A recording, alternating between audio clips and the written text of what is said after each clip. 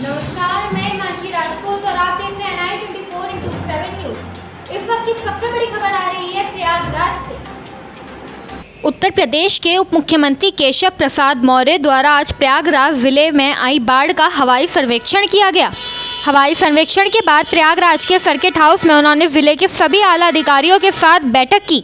इस बैठक के दौरान उन्होंने बाढ़ग्रस्त इलाकों में समुचित देखरेख एवं व्यवस्थाओं के विषय में दिशा निर्देश दिए।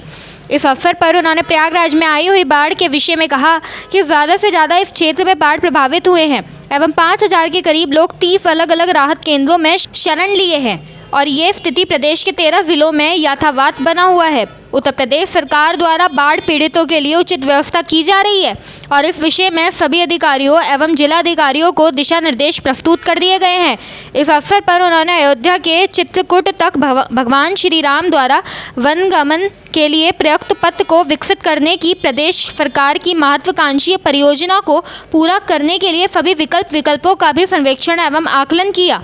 उन्होंने बताया कि इस परियोजना के चलते शिववेगपुरम ध्यान से 6 दिन के एक नई पुल का निर्माण एवं उसके पथ को आगे विकसित करते हुए एक 6 लेन की लिंक सड़क परियोजना को विकसित करने की बात कही, जिससे प्रतापगढ़, प्रयागराज, कौशाम्बी एवं चित्रकूट जनपद को आपस में सुलभ और सक्षम तरीके से जोड़ने की बात उल्लेखित है और उन्होंने कहा कि इसके कारण इन चारों जिलों का समुचित विकास भी हो पाएगा। इसके अलावा इस पत्र को इस तरीके से विकसित किया जाएगा ताकि भगवान श्री राम द्वारा वन गमन के समय जिन जिन स्थानों पर विश्राम करने या समय व्यतीत करने की बात उल्लेखित है, उन सभी स्थानों को इस सड़क मार्ग द्वारा जोड़कर एक धार्मिक परिक्रमा मार्ग भी बनाकर तैयार होगा। प्रयागराज से शकील खान की रिपोर्ट। के माध्यम से, प्रशासन के माध्यम से उनके लिए जो आवश्यक सुविधाएं वो तो दी ही जा रही हैं। हम जो समाज के तमाम सारे संगठन हैं वह भी आगे बढ़े हैं, लेकिन भारतीय जनता पार्टी की ओर से भी हमारे सभी कार्यकर्ता दिन रात बाढ़ पीड़ितों की सेवा में लगे हैं और हमारा प्रयास है कि बाढ़ आई है, बाढ़ रुक भी गई है, धीरे धीरे कम हो रही है, लेकिन बाढ़ समाप्त होने के बाद भी जो तमाम प्रकार के रोगों के पैदा होने की आशंका होती है उसकी भी पहले से तैयारी करने का निर्देश दे दिया गया। सर, करेली क्षेत्र में लोगों का आरोप है कि सरकार की तरफ से किसी ने अभी तक ना देखा है, ना हालचाल लेने गए हैं, उस पर क्या? आज जानकारी मिली थी तो तुरंत निर्देश दिया गया। आज टीम जा रही है, वहाँ भी निरीक्षण करेगी। सर, गाँव में जो छोटी नदियाँ हैं वहाँ भी कुछ गाँव प्रभावित हुए हैं बाढ़ से। इसके लिए जिला प्रशासन को बहुत कड़ाई से निर्देश दिए गए हैं। अलग से टीम भी बनाई गई है कि जहाँ कहीं पर भी पीड़ित हैं सरकार उनके मदद के लिए हर समय तैयार है और उनको किसी भी प्रकार से कोई कठिनाई ना होने पावे, जरूरी से ज़रूरी मदद जिस समय आवश्यकता होगी उपलब्ध कराएं। में महत्वपूर्ण बैठक की है।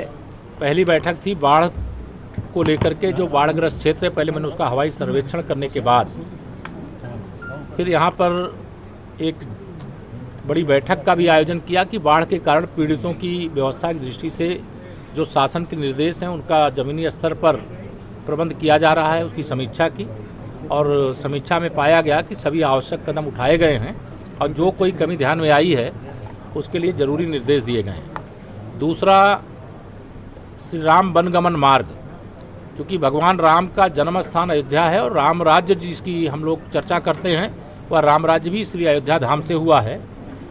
उसके अलावा जो उनकी पूरी जीवन लीला है जिसके कारण भगवान को मर्यादा पुरुषोत्तम भी कहा जाता है और आसुरी शक्तियों के नाश करने का काम अयोध्या से जब लंका तक की यात्रा है उस बीच में हुआ है, तो अभी उत्तर प्रदेश के अंदर अयोध्या से चित्रकूट धाम तक जो लीला का क्षेत्र है उस लीला क्षेत्र को हम लोगों ने 2 हिस्सों में, अभी एक अयोध्या में 84 कोसी परिक्रमा मार्ग बनाने की योजना को अंतिम रूप दिया गया है और दूसरा श्री राम वनगमन मार्ग को भी यह अंतिम रूप दिया गया है। ये राम वनगमन मार्ग भी लगभग 3300 करोड़ रुपए की लागत का है।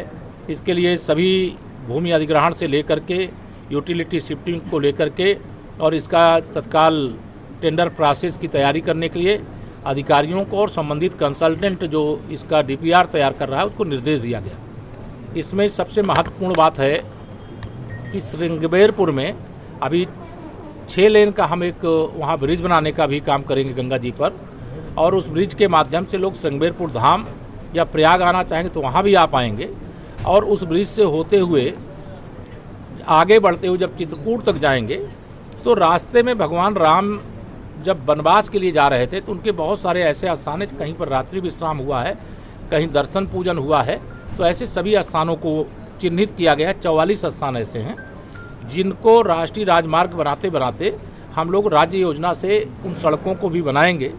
इसके कारण से यह पूरे जो हमारे 4 जिले हैं, प्रतापगढ़, प्रयागराज, कौशाम्बी और चित्रकूट, चारों का व्यापक विकास होगा। बड़े पैमाने पर रोजगार का सृजन होगा और जो राम भक्त आएंगे, जो तीर्थयात्री आएंगे, तो उनको आवागमन की बहुत शानदार सुविधा प्राप्त होगी। रामगमन मार्ग का ये कब तक लक्ष्य रखा गया इसको पूरा करने इसको हम लोगों ने प्रयास किया है कि पैकेज, ये 4 पैकेज हैं। पहला पैकेज तो लगभग पूर्णता की ओर है।